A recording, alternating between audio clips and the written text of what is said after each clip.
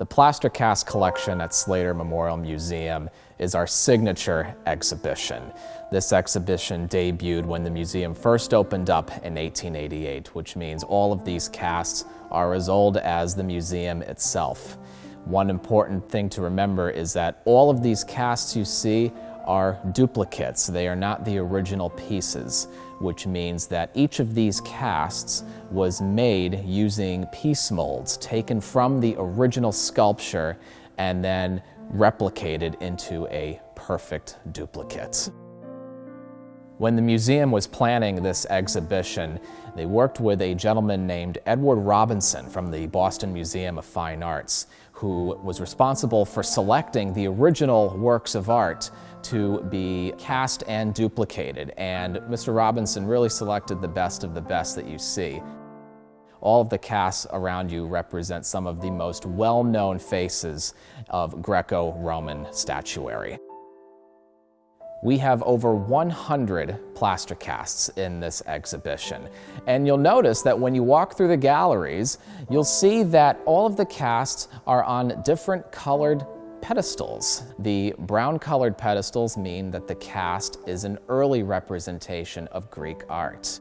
The green-colored ones show an evolution in that art style towards the classical age of Greece. And then the blue ones represent a further evolution in that process, showing the Hellenistic age of Greece. Let's hear a little bit more about them. I'm here to talk about the earliest phase of Greek art, and behind me are several statues that are not Greek, but they might remind you of Egyptian statues or ancient Syria, and they show a common kind of statue called an offering statue. But what's special is at the beginning of Greek sculpture, the Greeks took this idea and made statues like the fellow directly behind me. He's called an Apollo of Tenea, which is the place he was found. But look at the way he's standing. Instead of the other statues who are holding something in their hands as an offering, he's got his hands by his side. And if you ask yourself, what is this man offering? He's offering himself. For the Greeks, this idea of the individual making an offering to the god, not a priest, not necessarily a wealthy person, but the individual being the focus of this, that the artist's pursuit is important. The Greek word for excellence that you should remember is arete, that the artist is trying to make the best statue in his way to honor the god. The purchaser is trying to purchase the best statue possible to honor the god. And these first appear either in temples or in cemeteries, as the aristocracy realized this is a way to show we are attentive, we are pursuing excellence. From the earliest art, Greek art that was archaic sculpture, we're going to look at this next phase of Greek sculpture called the classical style. Behind me is the Doryphorus, or he's really, if you and I were to describe him, we would call him the spear bearer because in one of his hands was a spear. He's very different from the first statue. He's in motion. And even as you just first look at him, he looks much more real. The artist understands anatomy. This took the Greeks about 70 years to really understand how to carve the marble for their statues. Another thing you'll notice, instead of standing totally straight and square, he's in motion. And this becomes the goal of this next period of Greek art, to try and make the person truly come alive.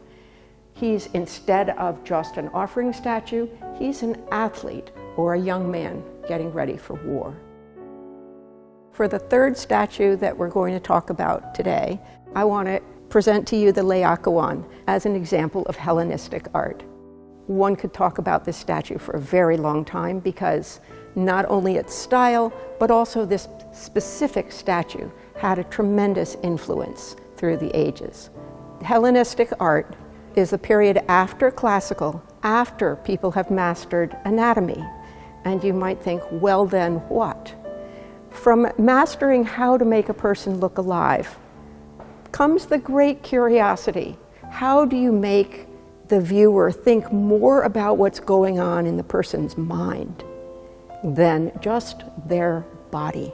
Don't make them just alive, but what is their interior life in their brain? So the gentleman, Layakawan in the middle, is a priest who is facing the end of his life. He has warned the Trojans during the Great Trojan War about the Trojan horse. And the gods have decided to let the Trojans be fooled about the Trojan horse. And they send serpents from the sea to kill Layakawan and his 2 sons on either side of him. What's fascinating is the human body becomes secondary to the emotion that is going through Layakawan, his despair. You can talk about him arching his back, throwing his head back, the wrinkles in his forehead, the anxiety in his eyes, his open, straining mouth, his arms bulging with the effort of fighting these snakes that are killing him. But what it really is about is the anguish of a man who is facing his death. From the classical, where the idea was to capture excellence of an athlete or the full humanity of a figure, here Layakawan is capturing something different about what it means to be human. Now, one of the questions we get quite often is, what is the importance and what is the point of displaying replicas such as these plaster casts? Well, one of the answers is because this collection, like many others, creates an accessible means for people to learn about how art has changed throughout human history and how culture today is still influenced by our ancient ancestors. This collection allows people from all over Norwich and all over the region to experience many centuries worth of artwork and worth of history all under one roof without having to travel all over the world. This collection is and will always be an incredibly important learning tool here at NFA and for our community when it comes to connecting with our ancient roots.